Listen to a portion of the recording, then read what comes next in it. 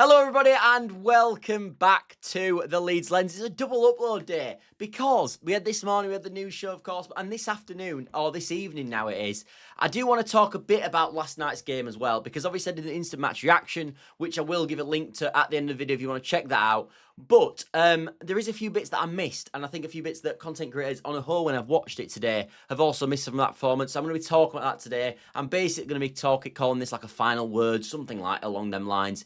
And I'm going to be looking at sort of the things I missed last night, and there is a number of things that I want to talk about today. I actually think today is going to be a really good video. I think this is going to be a really good video. I'm hoping you really guys enjoy it. Let me know if you do. And also, if you drop a like and subscribe and all that, that would be massively helpful as well. But I do think this is going to be a good video because I've put quite a bit of time into this, looking at different areas that I think we need to sort of look at. But yeah, let's start with the first thing that I want to talk about, which is Daniel Farke. Because Daniel Farke is a person who has been questioned by Premier League fans, questioned by Leeds United fans, questioned by the media, questioned by everybody under the sun right now. And he nailed it yesterday. And I haven't seen anybody mention it because that isn't the narrative. And all right, and I think I get it because Tanaka was outstanding in midfield, Ampadu was, Stack was, the defence was brilliant, the press was brilliant. But Daniel Farke got it right yesterday. He schooled a really, really good David Moyes. And as good as Tanaka played and as good as Ampadu played was how good Farke did in his battle against David Moyes. I thought he got it completely right yesterday. Yes, there's question marks in terms of the lack of use of Ramazani, but I can tell you why he didn't use Ramazani, people, and that is because his defensive work ain't good enough. That's why he didn't come on the pitch, and Jack Harrison is better at that. Don't think Brendan Aronson is, actually, so I think there's a question mark there. But because he got spun by, obviously, Dewsbury Hall. But, yeah, I just think we need to give Daniel Farke his little praise. There's a few things I want to praise him out. And the first thing is something I mentioned in that sort of little talk, which is the press. Because the press was so controlled yesterday. It was brilliant to watch. But not just that, because everybody talks about patterns of play and you want to see a clear identity of how a team plays football. And we always talk about that on the ball. Every single time it's on the ball. How do Leeds play out from the back? When you're playing out from the back, he drops in there, he does a bounce pass to the fullback, and they play out from that, and that's the cycle of to get out. But no one ever talks of it, in my opinion, or when I see it online, in terms of how a style of play, in terms of on the defensive side when you don't have the ball. And it's the same thing. And last night, I saw such a clear identity of how Leeds United want to play off the ball. I think that was arguably our best part of the game. And it was the press. The press was outstanding. It was everything that we did well yesterday was caused by that press. That first half was caused by the press. And I saw such a clear identity of when our trigger points were to when we went and pressed. I saw it. It was obvious because when Tarkowski was knocking it back to Keane, Perot was obviously slowly pressing him down, but it wasn't a key press where the midfielders were getting involved. But when it went into Erabunum and when it went into Idrissa Gana Gueye, they were on him, the midfielders, like a flash. Tanaka getting in there, winning the ball up high. Stack doing the same. Ampadu that time when he went straight through Dewsbury Hall at points as well. It was obvious style off the ball of how we're going to play. And when I look at some of the best teams in the league in recent times, like I look at sort of the Newcastle sort of ethos and how they play football, that is exactly how they play. And I actually look at sort of, as I said, I look at sort of their style. Because I've talked about this on the channel quite a bit, about like Leeds United need for a number 10, an attacking midfield player. We don't need that. We don't need one, because I look at Newcastle and yes, their midfielder's got like Bruno who's probably that next echelon, and so is Tonali, and potentially so is Joelinton. I'm not sure on Joelinton actually in terms of the next calibre compared to our players, but I do actually think obviously Bruno is a fantastic midfielder, so is Tonali. But they don't have an obvious number 10 in the team. Because the way they create a lot of chances is by winning the ball high and the press being outstanding. And I thought a lot of our best play yesterday came from when we won the ball up high, as opposed to like we're trying to break down a low block and we give it into a tricky number 10 who slips the through ball between the centre half and the left back to the full back, and then they put a ball in and we score. It wasn't that. It was about winning the ball up high, and then rather than sort of having to break down the low block, we'll take it off Irabun and we'll take it off of Idrissa Gana Gueye, and we're running straight at the back four. And then obviously it's much easier for the attackers. So that was a huge part of our game. But again, this is all set up by Daniel Farke. He sets up the team. And again, I just didn't see enough praise, I don't think, for Daniel Farke yesterday. Because if he got it wrong, the scrutinists, as I like to call them, would have been out there for his head instantaneously. But he got it bang on. The defensive structure was brilliant. When to go, when to sit in was fantastic. I didn't even hate, to be honest, in the second half, when we had to go long at times. I didn't hate it. Mix it up sometimes. You don't always have to play through. I think this is something we've talked about with Daniel Farke. You don't always have to play through. You don't always have to build up in short passes like we've seen since he's been out of the club. Sometimes you can go and hit a front man. And yes, it didn't work at times when Pro was up there. But that's when. But then he made the change. He brought Nemetron. He saw the weakness and he brought Nemetron to help with holding the ball up when Pascal Struijk and Rodon at times had to go long.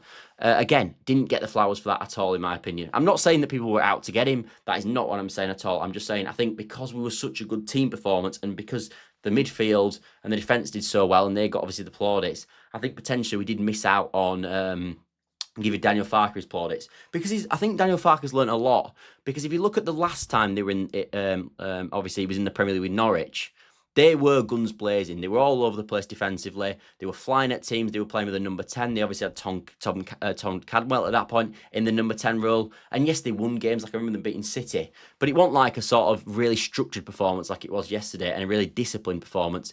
It was more, as I said, everyone flying everywhere and defensive mistakes at times and sort of like lack of control is the way I word it. But whereas yesterday, it was the complete opposite.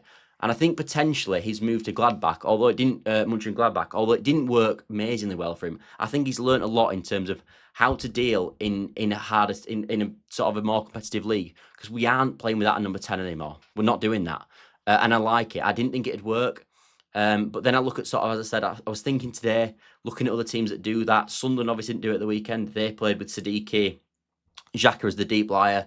And Diarra as the 2 number 8s, like we played with Ampadu as almost the deep lie, but I thought he got involved more than Xhaka in terms of pushing up. And then we played with the 2 8s as well. And it does work. You don't need a number 10. I think we always think in football, the midfield has to be an holding midfield player, a box-to-box midfielder, and a number 10. You don't need it. You can do 2 8s. And I thought we showed that perfectly yesterday. And I think Newcastle over the years have showed that perfectly. I also think when you talk about Newcastle, when I'm getting thinking more, it's potentially why we bought Sean Longstaff. Played in the exact system that we're trying to play, in my opinion. So yeah, I thought that was something to mention. Daniel Farke, for sure, needed a mention. I also thought his subs were bad as well. I mean, his striker that he brought on ended up scoring a goal. So you can't do much better than that. Obviously, I think some of the other subs he made were probably better than that. But I think more than Nemetcha being the goal scorer, it was noticing that the ball was going long. Pro was unable to hold it up, and when that was in that moment, getting Nemetcha on, who's better in that regard, and getting him on and changing the game in that sense. So yeah, really, really positive there. And a nice contrast to what he was in at Norwich as well, because he did say before kick-off yesterday that if you're going to expect Leeds to just pump it long or something along these lines, you're in for a big mistake. But actually, we were willing to do that at times. Like I even liked, people are going to hate this, I even don't mind the long throw-ins. I don't mind the long throw-ins at all. Because you've got to get in the Premier League, you've got to get, I mean, we've seen football in general, really, but especially in the Premier League, when the games are so tight, you've got to find every single margin to win a game as possible. And I think yesterday that's what we did. I thought we found a way to be creative without being creative in terms of winning the ball up so high that it was easier for the front line. I think that the sort of profiles we've gone for in terms of the height that we've added to the team has been a massive flaw that was in the last 2 years. Like I remember in the first year of Farke, the corners were just a joke. Like we were just so bad at them. And even last year we weren't particularly fantastic at them. So to see a sort of development in Daniel Farke, to notice that and then go out and sign players to sort of aid that, because we're going to need, as I said, we're going to need everything in the Premier League. And if you want a way to get relegated in the Premier League, it's be crap at set pieces. This is, especially for a newly promoted team, this has been the thing for years now. So yeah, I just like the tactical adjustments. I really do. I thought, as I said, I'm giving him his flowers here, and I spent nearly 10 minutes on Daniel Farke here because I think it needs to be said. I did think it needs to be said. Obviously, still a long way to go in terms of that respect, but yeah. The other thing I want to talk about is Leeds United defensively. Because we were really good defensively last night, and again, probably it does boil down to Daniel Farke, but I've given him his flowers now, so we'll move on. But the amount of people I've seen online talk about how good Burnley were defensive last year, and it doesn't get mentioned with Leeds United. It doesn't get mentioned. And we were better than Burnley defensively last year. We were. The reason that they conceded so little goals is because they had a certain personnel in James Trafford in goal, who, by the way, in my opinion, should have won Player of the Season. He was that good. If he'd been playing up front, he did the equivalent of scoring 40 goals as a striker, in my opinion. They had James Trafford in goal, who, by the way, they don't have anymore. They had Egan Riley, but mainly James Trafford in goal, who was saving them in so many games. And I went back into it because I remember this stat popping up at the time. Last year, Burnley had 38.4 XG conceded. That's how much they had. Leeds United had 30.7. Yes, we conceded, I think, double the amount of goals that Burnley did. But in terms of underlying, it was never that. We were always better underlying. The issue is that they had James Trafford in goal and we had Meslier. That is the difference. That was the difference last year. If we'd have had Trafford in goal as well as them, say you could just duplicate Trafford and put him in our goal, we would have conceded less than Burnley last year. That is a fact. We would have done. But because we didn't have Trafford in goal, and we had Meslier, who was doing a Sunderland or doing a Swansea or doing a Portsmouth on the first day, because we had Meslier in goal, we were conceding so many goals. Like, I remember doing something with one of my mates on a call once, and we went through how many goals last year that we would have expected a League Two goalkeeper to save that Meslier didn't. Now, obviously, League Two goalkeepers are going to make mistakes elsewhere to the mistakes Meslier made, but in terms of who you would expect, it's like Sunderland-esque errors that even I would have saved at times, some of them. We counted 10 last year. 10 goals conceded. And that is the difference. So yes, Burnley are going to get loads of praise and sort of they're going to talk about, yeah, but they might stay up because of the defence. Leeds were a better defence last year. We were a better defence. The amount of times we'd win the game like 3-1, they'd have 0.2 XG and have scored one goal because Meslier had thrown his own net, or it was a shot at the near post that he should have easily saved and it went in. We were a better defence last year, and we'll see that this year because we will definitely have a better defensive record than Burnley this year, for sure, 100%. We've kept our personnel, they've lost theirs, and we were a better structure, in my opinion, and we dominated games more. So yeah, that's one thing I did want to mention on the defence because people forget this. Underlying, we were brilliant as well. So yeah, and then moving on from the defence, I think it is important that we do talk a bit about the next third of the pitch, which is the midfield. One thing I noticed last night in the midfield, which I didn't think potentially I'd see, is I knew Tanaka was a fantastic footballer. I think he's gone up a level physically. I think he's worked on it in pre-season. I think he's gone up a level physically. The way he dominated in there and how strong he was in the tackle and how strong he was in general, I didn't see that from Tanaka last year. I'm not saying he was weak last year, but he wasn't that strong. He wasn't. That is something that's been worked on in pre-season, in my opinion. In that midfield especially, we are much more dynamic and much more powerful in that midfield. I even look at Ampadu in that as well. Stacks new signs, that's different. But I look at Ampadu and Tanaka, they've gone up a level physically. 100%. And because of that, as I said, the way that Stack and Tanaka especially could do the sort of everything in the game in the midfield, they bullied Everton last night in the midfield. They absolutely bullied them in the midfield. And bearing in mind, like, there's certain teams, like I think West Ham are probably a team that in the midfield, I look at their midfield and I look at their sort of personnel and characteristics. I think you could potentially bully West Ham because I think sometimes West Ham have them days where they rock up and they just throw it away and they just can't be bothered. I don't think that was Everton last night. I don't think Everton ever are like that. I think every game, you're in a game with Everton and the battle like hell. And we outfought a team that liked that last night. It was like fighting a Burnley team back in the day. Like, it never used to happen. We outfought one of them teams last night, and that's something that we really need to look at and build on, because if we can outfight Everton, we can outfight most teams in this division, genuinely. And I love that in the midfield, because they've all gone up, as I said, in terms of physical statures and in terms of sort of the power that they've got in the midfield and the running legs and the sort of the strength. I think the midfield went up a level. I really do think it did that. And Tanaka, I thought of all of them, definitely went up a level. So yeah, that's something that I thought I'd mention as well. Another thing with the midfield as well is that, like, a lot has been made about Sunderland and their midfield. And that's fine. And they've obviously brought Diarra, who looks a decent signing, Siddiqui, both obviously Leeds wanted both of them. They look like good players. If we'd have signed Tanaka this summer and he performed like that in the first game, and we'd have paid 30 million quid for him, there'd be such a different narrative about Leeds, you know. Same with Pascal Struijk. Like, if we'd have bought him from Serie A and we'd have paid 30 million quid for him, and we'd have bought Rodon and we paid 30 million quid for him, and we'd have bought Tanaka and paid 30 million quid for him, and we'd have spent another 90 million on the 75 million we'd already spent, so we spent 165 million. The narrative around Leeds United would be so different. And that's what people don't get. We had a good team in the Premier League, in the Championship last year, a really good team. And we said last year when they were playing, a lot of these lads can adapt into the Premier League. And we saw last night that was right, and they can do. Yes, they were playing well last night, and maybe when the levels drop at times, then maybe not going to be able to compete. But last night they showed that they can compete at the level. And we didn't need to do that. We didn't need to go and buy a £30 million midfield player. We already have them. We already have them. Like, Struijk is already a £30 million centre-half. Just because we haven't bought him, don't mean that... Like, if we'd have sold Struijk this summer and bought another one, everyone would be saying that, like, it's such a brilliant thing. Because everyone's obsessed with the next shiny new toy. We have got top players already in our team. Pascal Struijk is a top Premier League defender, in my opinion. A good Premier League defender for sure. Rodon, the same. Tanaka, the same. And Ampadu, the same. Bogle as well, at right back for me, the same. You've got 5 players there that can just seamlessly slot in to a Premier League setup and perform well. And I think, again, we saw that last night. Sunderland didn't have that.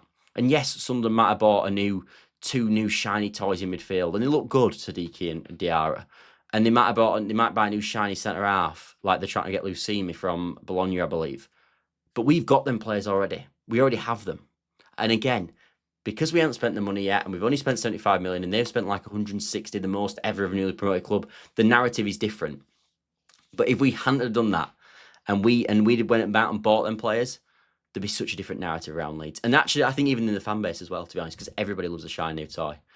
So yeah. And then in terms of why I was delighted yesterday on the stream, and obviously I accept in sort of a creative manner that there's room to improve there.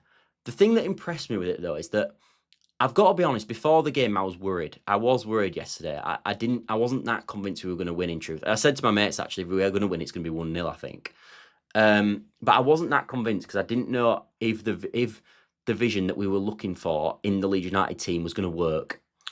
The reason I was so happy yesterday is I think we can do it now. I really do think we can do it. I think we can finish 14th, 13th in the division. I really think we can.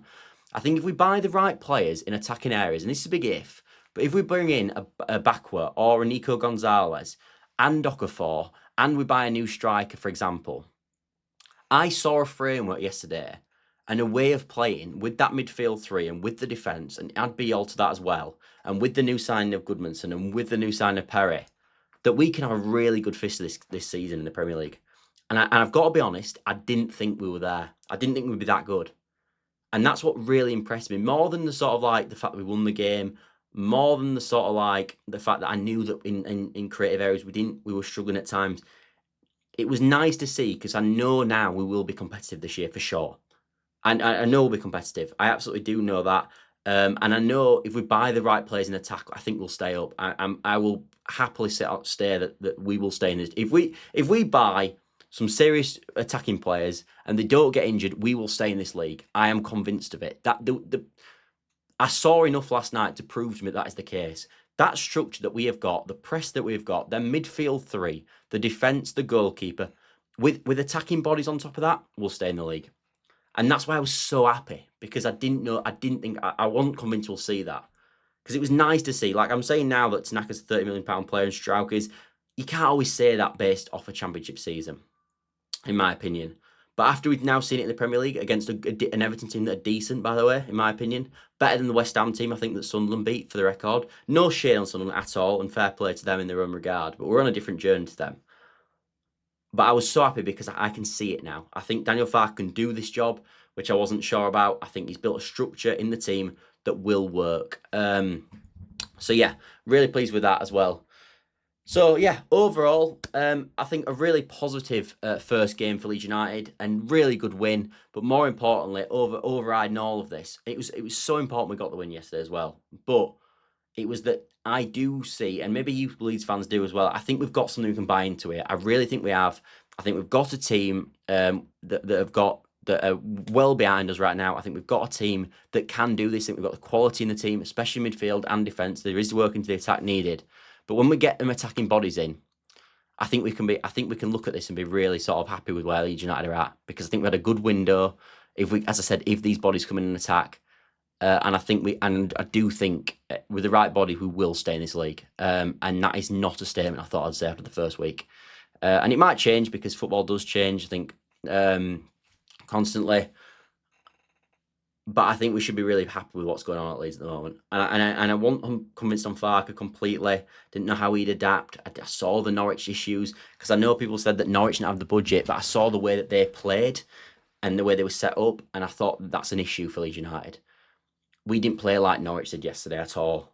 We didn't play at all like that. It was much smarter. It was much more clinical. We looked at different ways of how can we score a goal in a different manner. We looked at long throw-ins. We looked at adding physicality to the team. We didn't play with an attacking number 10. We had pressing instincts at times. We didn't always just play out from the back, like the amount of goals Southampton conceded last year, split out from that. We didn't do that. At times we were willing to go long. Very smart things and very smart tweaks that you've got to do in the Premier League. But yeah, I see it now. I think we've got something here, boys. And girls, I think we've got something here that will work. So yeah, really happy, actually. Really happy. And obviously Okafor looking good as well. But yeah, thanks all for watching as always. Let me know what you think in the comments below. Am I being too positive? Maybe I am. But yeah, let me know what you think in the comments below. I hope you enjoy the video as well, because I put a bit of time into this one. So yeah, thanks for watching, and see you later, everybody. Bye for now.